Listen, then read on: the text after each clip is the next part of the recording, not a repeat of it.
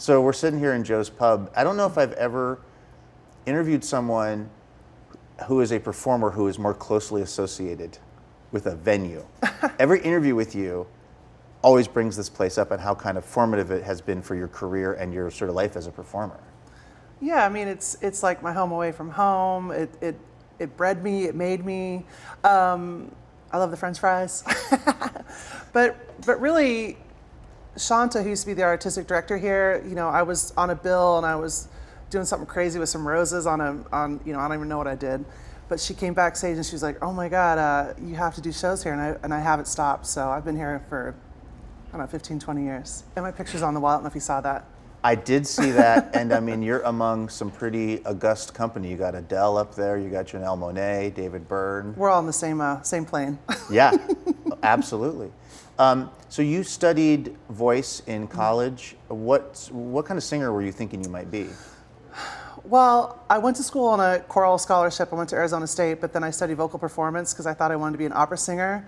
And I found out really quickly that is a life that required discipline, and I didn't want to live a life with discipline. I like going to bars where people smoke. I mean, I don't smoke, but I like to have a cocktail.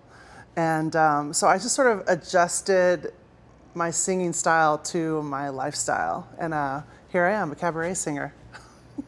I did not, before I started doing some research on you for this, realize really how much LL Cool J plays into your entire life philosophy with like, dreams don't have deadlines. Yeah. Can we talk about this a little bit? Yeah, well, I was at my friend's house, Jim and Larry. Larry makes all my dresses now, and we were watching, I think, Life Class. And Oprah thing? Yeah, Oprah thing, which we kind of were watching as a little bit of a joke. Mm-hmm. And then, they're asking LL Cool J about how does he do it all, and he basically was like, DDHD, dreams don't have deadlines. And I was like,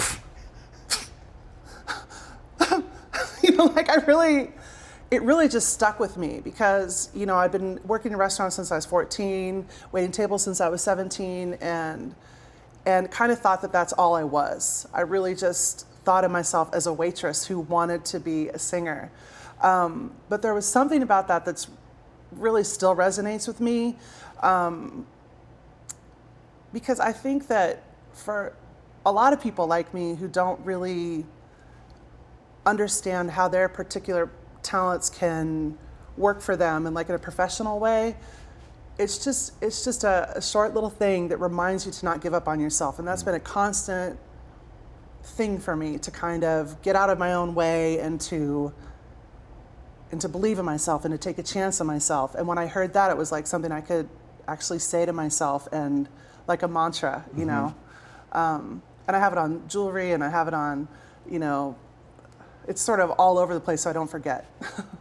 It's a kind of way of just allowing your life to unfold along the timeline that it's sort of supposed to?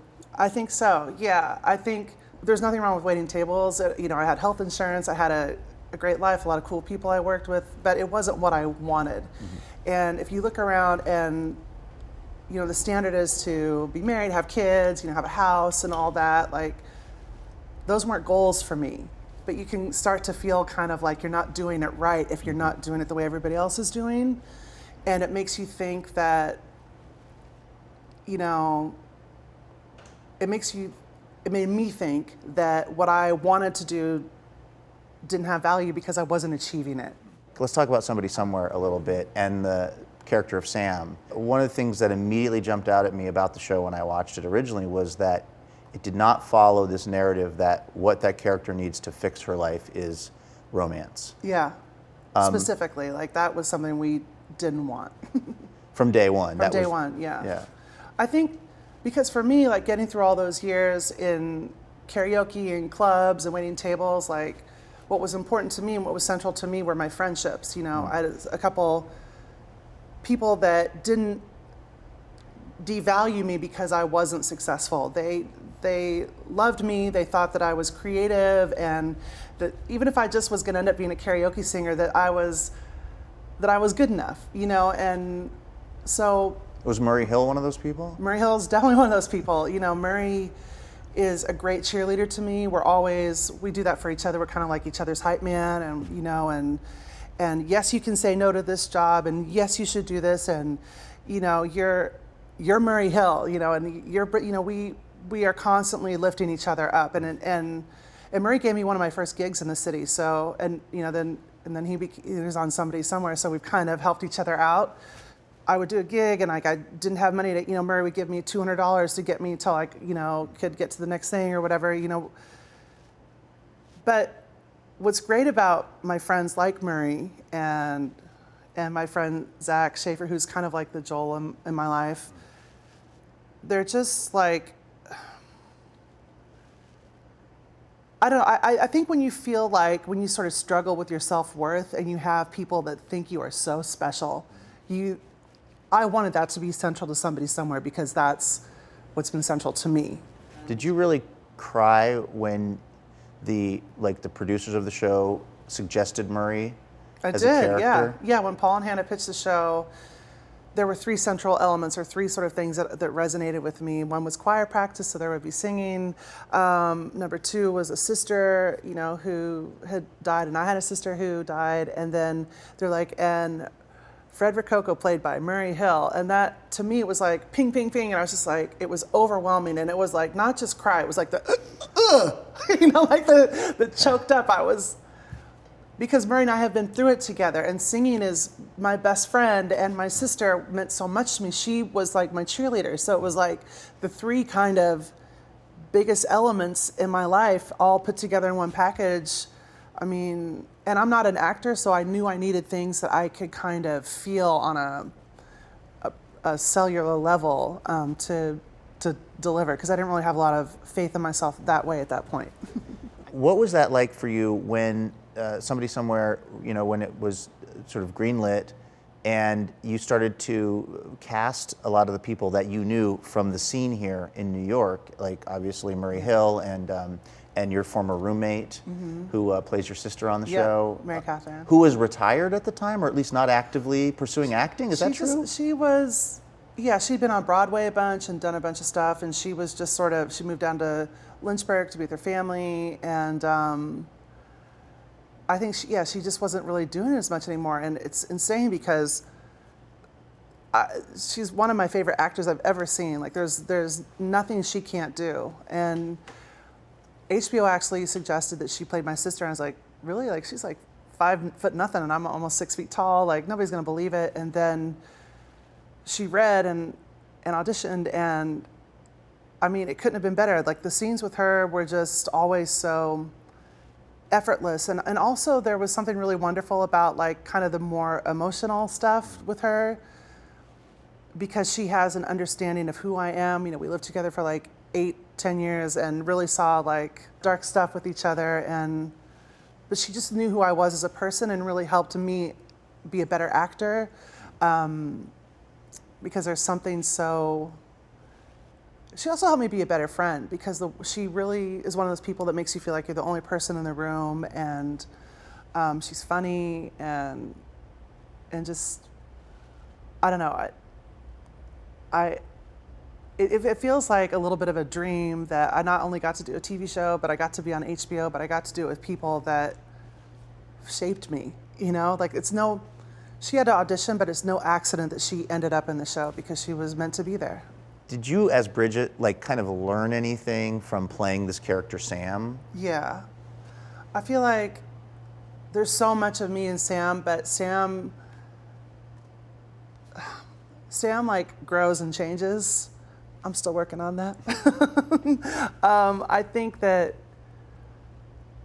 especially in season 3, Sam really takes some bigger steps for herself. And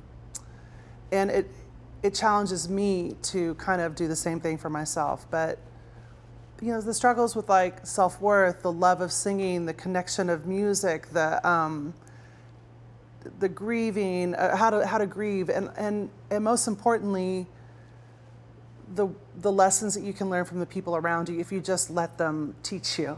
I think that's stuff that I can relate to, Sam about. Now, in season 3, Sam does actually have a love interest. Mm-hmm. Were you resistant to that idea at all, or was there? I mean, it's beautifully portrayed in the season. I was like a mess watching it. But I wondered if like it didn't feel like you were sort of selling out the initial ideal of like, this doesn't have to be a show about romance. No, I think what it's meant to do is show where Sam is and that she has reached a point in her journey, even though I hate that word, like she's reached a point in life where she's able to challenge herself and push through a lot of discomfort and a lot of, she's trying to grow and she's trying to find happiness and she's trying something new, which is also a big deal. You've said too that you're sort of thankful, I guess, that you found the success that you found when you did in your life, as opposed to like when you were 22 or something. Yeah. I mean, I feel like there's something about, first of all, like I'm successful-ish. You know, I feel like there's still a lot more that I can do, but I think of myself as still evolving and still trying to figure it out. And Somebody Somewhere was on HBO. It was 3 seasons. Sunday night. It's like the primo position. I know. I'm very proud of that. I'm very proud of that show, and I'm so happy that we're doing this so more people will watch it because it's kind of a smaller show. But I think it's I want it to be my legacy, but not the only part of what I've done, because I want to. I don't know. Success for me is finding people that you can work with that'll push you and challenge you, but I don't ever want to, like, I'm not gonna play an astronaut. You know, I want to play a regular person trying to figure out their life, and as long as I'm doing that, I'll feel successful. As long as I'm on stage, you know, at Joe's Pub and making people happy, I'll feel successful. But I don't feel like a famous person or like anything. I just feel like Bridget, who sings and did a TV show and is still kind of trying to figure it out. I'm guessing that whatever happens for you in your career as far as acting and you know, television, movies, the like, you're always going to be coming back to cabaret? Yeah, I think I wasn't doing as much of it while we were filming because my brain was so in that world, but I've just done a bunch of shows here, and it's literally like a shot of adrenaline, like it's straight to your heart. Like it's like it like wakes me up, and I feel like when Somebody Somewhere ended, I you know, anytime anything wonderful ends in your life, I just sort of retreated and kind of recovered, because I put so much of myself in the show, you know, like my personal, like, things that I'm really ashamed of, and like I felt very exposed. You know, I'm walking down the street, I'm like, did they see that episode and they know that about me? You know, like I just felt very raw. And this is a way to come back to something that I feel gives me joy and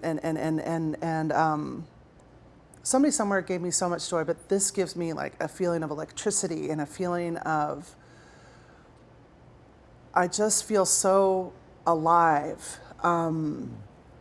And I don't think I would ever want to take that away from myself. Mm-hmm. You were a trained performer before Somebody Somewhere, but I mean, had you done you'd been in some things, obviously. Yeah. You acted in mm-hmm. stuff, but like to carry a show like that, mm-hmm. you know, that must have been really intense. It was so risky. Like, I still don't know why HBO wanted to do that. Like, why? But the environment was so loving and so safe, and everybody really, I just felt like people thought I could do it. So I was like, well, I guess I should at least try, you know? And doing some of the initial scenes with Jeff, who played Joel, like, I'm like, this isn't so hard. Like, just get out of your head. Like, I have a long history of getting in my own way and freaking myself out, which is why I don't like to audition for things, and I don't like to, because I tell myself that I'm not right for something before I even give myself a chance. But this was Paul and Hannah and Carolyn just really had so much faith in me. I didn't feel like I could fail. Was that ever, I don't know, emotionally complicated for you to be playing a character who's grieving a sister, but also to be a person who's grieving a sister, and there's a film crew filming it? Yeah. It was helpful. Because I never I have it in my show. I talk about my sister, and I usually sing for her. And then I had this show which really helped me with my grief. It turned out over time, not just my sister, but my mom and my dog, and Mike Haggerty and everything. There's something about the environment with the crew and everybody. It was just such a warm place to be, that it felt like the perfect opportunity to understand grief better. It felt like the perfect opportunity to work through it. It felt like the perfect opportunity to share how, I don't know, I feel like the way that Sam processed grief was long and in real time. Like sometimes on TV shows are like, somebody dies, you feel sad, and then you move on to the rest of your life. But like, you see how her grief lives on through 3 seasons, and that's reflective of my real life. Like, I'm okay most days, but then there's moments when you realize you stop thinking about a person all the time. There's there's a really wonderful scene in the 3rd season where Sam and her sister talk about their grief finally. And I feel like that's reflective of my own life. Like I think my brothers and, my family has heard me do enough interviews that I say, we don't talk about things. So now every once in a while there's a question like, so the way that you talked about, Sam talked about the way she was feeling, is that the way that you feel sometimes too? Like it's opened us up in like a pretty great way. Wow. I mean, it's still very Midwestern and kind of like muscular, like the way we're working through it, but it has, and like on a street corner after we've had breakfast at the chef, so, do you have some problems with your self-worth? Which they've we're walking to observed. the farmer's market. Can we do this later at the bar? They've observed the character on the show expressing this, and they're like, well, that could also be something our sister's going through. That's right. Wow. It is a long, long way to get to that. It's a long way around of being like, how are you feeling? I guess we could have done that at Thanksgiving when I was 17, but here we are. But then we wouldn't have a show. There you go. Obviously, music has been a huge part of your career, and so it makes sense that it was really central to Somebody Somewhere. But it still must have been an interesting creative challenge to figure out how to integrate it, where to have it happen so that it wasn't a musical per se, but that it was really important to the propulsion of the show. Yeah, we definitely didn't want it to be like, and here comes a number. We just want it to feel like part of the evolution of the story, and also just like how it might happen in real life, and also to help her growth. Like there are certain times like when people are always asking Sam to sing, and then there's a time when she might sing by herself or connect with another person by helping them write something or whatever. It's kind of meant to operate in a lot of different ways, but definitely not like, we just didn't want to be like Glee, and I love Glee, but just didn't want it to be like showstopper, just how it happens in life. Right, because if you're writing a show and the whole idea is for it to be very, very realistic and natural, if people start breaking into song and it's not explained, you're kind of going right out the window with that. Now, what about the writing of the music, like the original music for the show? What was that process like? Well, in season 1, there's a song that Sam sings to Joel, and I sat down at my kitchen table and I put my keyboard on it, and I'd written one song, and I thought it was like a decent song, but I kind of knew in my heart that it wasn't the right song, and it wasn't. And then one day I just sat down and I just started playing those chords, and I'm not a really very good piano player, but so I'll just like do a chord progression and I'll write a song over that. And usually when I'm writing a song, if I start crying, then I know it's right. And I sent it to Paul and Hannah, and then I sent it to Carolyn, and ultimately I took it to Matt Ray, who was in my band, and he helped me finish it. And I don't know, I'm not like the kind of songwriter who can write very intricate, or really cool chord progressions, but I can write something that's very reflective of how I feel or how I know Sam is feeling. And also, she's not a great songwriter, so it kind of worked out in my favor. What about the song that Joel's partner sings in the 3rd season, which you want to talk about? Tearjerker. Yeah. I was a mess watching. Did you write that song? I did. How do you go about writing a song that's supposed to be from the perspective of someone who's not particularly musically talented. Yeah. Like, how do you do that? Well, because, we wrote the part for Tim Bagley, who's so incredible as Brad, and we're also good friends. And so I called him and I said, I'm working on this song, and I want to know. He had a partner who died, and we've talked about him from time to time. And so I said, can you tell me what you two loved about each other? And he starts, rattling off all these things that he loved about Bill. And I said, well, and what was it that Bill saw in you? And he just was like, I don't know. It's just the way he looked at me. And it was it's so Tim, but it's also so Brad to have. It's the kind of thing where you can say, just like we're saying about how it's hard to take a compliment, how it's easy to, like, he could say everything that he loved about Bill, but he couldn't really put it into words what he loved about him. It was just the way that he looked at him. So I thought, well, that's the song. And so again, I started writing it, and I thought, the two of them are working on it together.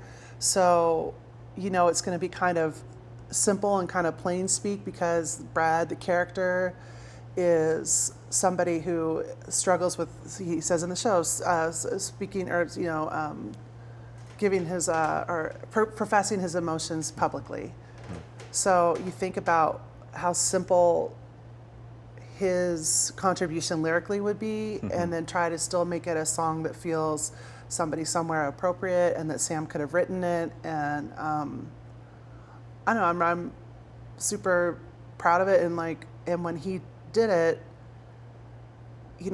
there's a moment when he first starts singing it that first of all, every time he sang, he delivered emotionally every time. I'll just say that. It was very emotional for all of us in the room. I was wondering, it must have been, the guy holding the boob is just like, oh yeah, started to shake. Very, very moving. And I knew that Tim would do an incredible job, because I know how deep his emotional well is. But what he did was like something that was like so beyond what any of us could have expected. But there's a moment when he starts singing, and he's named after my brother Brad, which is a whole other story. But he starts talking, and he does that thing, where he gets so choked up, and it's like, this is such a Midwestern thing. Because when I was at my brother's, or when my niece Lauren got married, my brother came up, was like, I'm Brad Everett here to talk about my daughter. Like that sort of like thing to me feels very Midwestern, where it's like, since you don't talk about it frequently enough, like it's just it's like a large lump of charcoal in your throat or something. But yeah, so I love that song, and I'm really it's one of many series highlights for me, was seeing him deliver that. And especially after he did in season 2, the Danza Danza art song, where he was just like staring at the back of the wall. And like, again, and Tim is another person that I feel like has been underutilized in Hollywood, and kind of always given like one type of part. And it just shows you what people are capable of if they just have the opportunity. I feel like that's kind of what somebody somewhere is. If you give, there are a lot of stories to mine if you just give people a chance. And not that everybody needs to be on HBO. I'm glad I was, but I think what's so special is that, I think it's really tempting for people to want to do big blockbusters. Of course, you got to make money. It's a business, but never forget what is people really need to connect. And I hope that Somebody Somewhere is something that helps people connect with other people, but also kind of with themselves, because that's what it's been for me, and a lot of people that do end up stopping me on the street. Yeah.